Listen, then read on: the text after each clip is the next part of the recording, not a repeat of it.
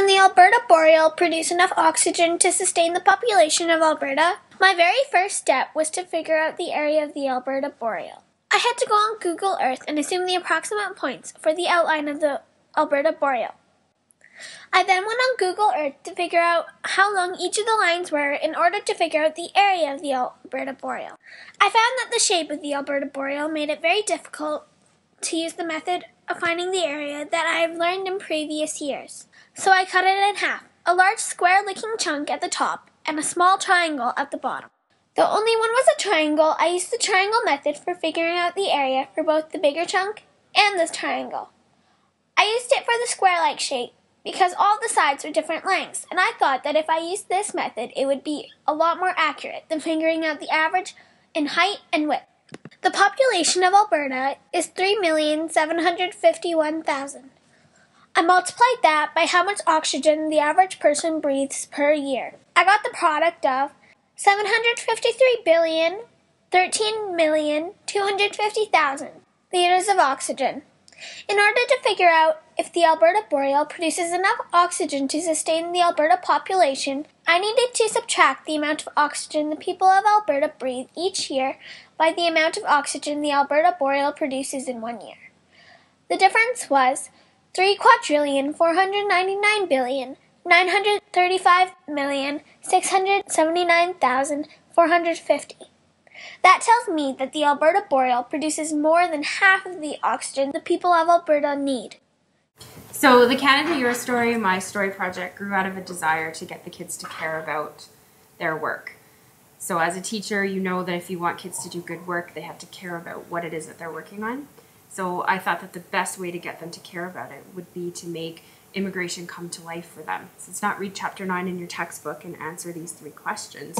It's go out and discover who immigrants are when they come to Canada, how their life changes, how they get here, why they decide to come here. So we partnered with the Calgary Catholic Immigration Society. The students got to meet recent immigrants to Canada. We met over 3 occasions. They formed real bonds with their immigrants. They heard amazing stories. Some of the kids came back to class and said, my immigrant walked across Kenya to get here. And then they were looking up how far of a distance that would be and trying to imagine what it would be like to walk across an entire country so that you could leave. One of the boys came back with a story of an immigrant who said, I used to be funny, but I'm not funny in English. And that really resonated with him because he was a class clown and tried to imagine what it would be like to go somewhere where you couldn't be funny. And so when you talk to the kids about how quality of life changes through immigration, this is a classic example of bringing something to life for them. This boy's life would be radically altered if he wasn't the funny one anymore. And so he developed a real understanding of how life changes through immigration, how quality of life is altered.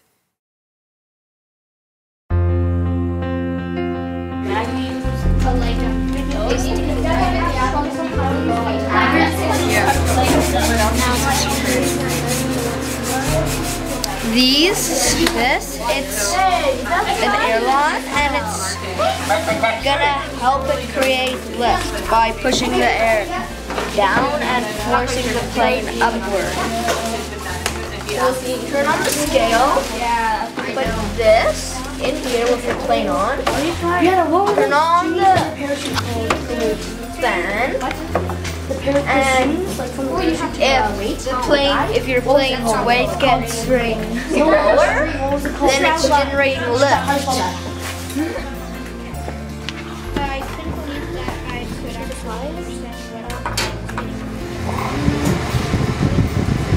well, from 59 to 56, 55, slowly creating lift.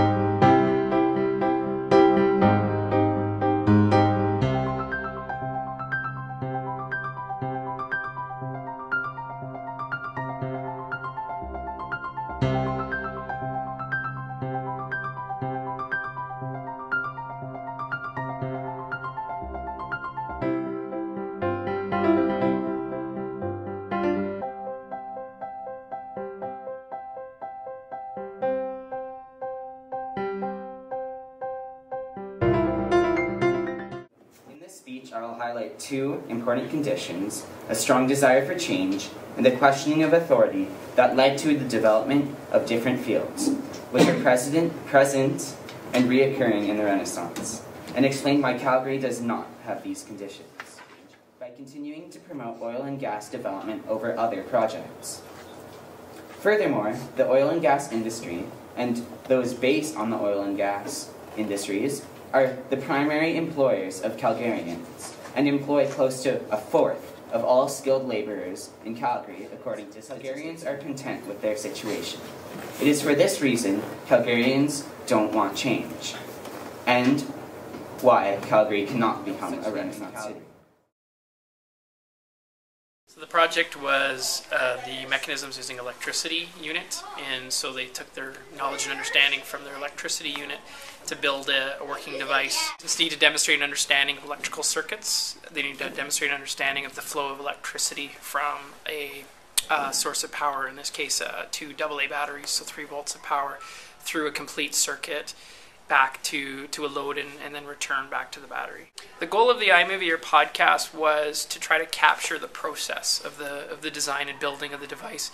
Last year, essentially we assessed the finished project, and many of the students took home the work and all of a sudden it reappeared magically and the project was finished.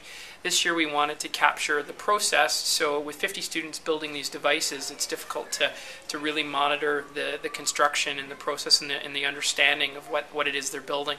So the video or the podcast was intended to document the process, so they had to take pictures throughout the construction process, but then explain and include a diagram, a wiring diagram, and explain the wiring diagram, so there was evidence that they understood what they built and evidence that they in fact built the device.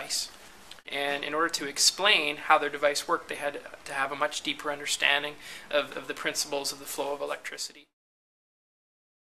Okay, don't let your brain jump in there and tell you what an arm's all about. The first was the whole drawing process, learning to draw from life and to draw portraits from life, which is very intimidating. It's a huge, I guess it's a huge thing to ask for even adults to attempt. The human figure and the human face is pretty intricate, and it's intimidating.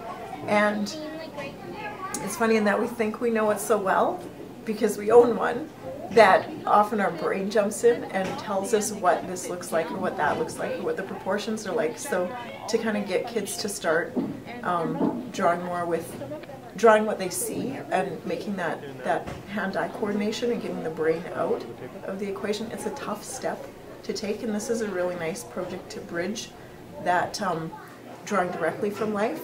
So we set them up with partners drawing through a glass, like doorway, glass in the hallways, where all I was asking them to do was to draw what they see.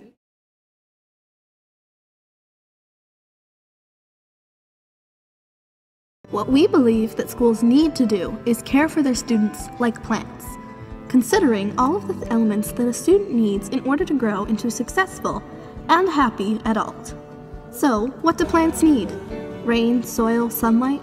Metaphorically speaking, of course. However, when we look at a student as a plant and the soil as the idea of individuality, where the individual is valued, the student is getting soil, allowing it to thrive in its own environment. We view the rain as teachers and valuing personalized learning and one-on-one communication, as well as speaking to the group as a whole. We see the sunlight as divergent thinking, shining upon a student plant. So what exactly is divergent thinking? Divergent thinking is a way of thinking that believes that there's not only one simple answer to a question, and however there are many different ways that a question can be answered. So this divergent thinking as sunlight allows the plant to grow and not to be stuck in one mind frame. One last thing to think about is the roots of the plant, becoming collaboration and pushing a student up, and supporting their ideas and bouncing different ideas off of each other. So what did we do? We decided to redesign what a school should look like based on Sir Ken Robinson's Changing the Educational Paradigm video. Imagine a school where the main focus is how the student learns, not just pushing batches of students through the factory. We need to consider the student. Many students work best as individuals, others in groups. Some feel the peace of mind when working alone, others are horrified. Many students enjoy working in groups.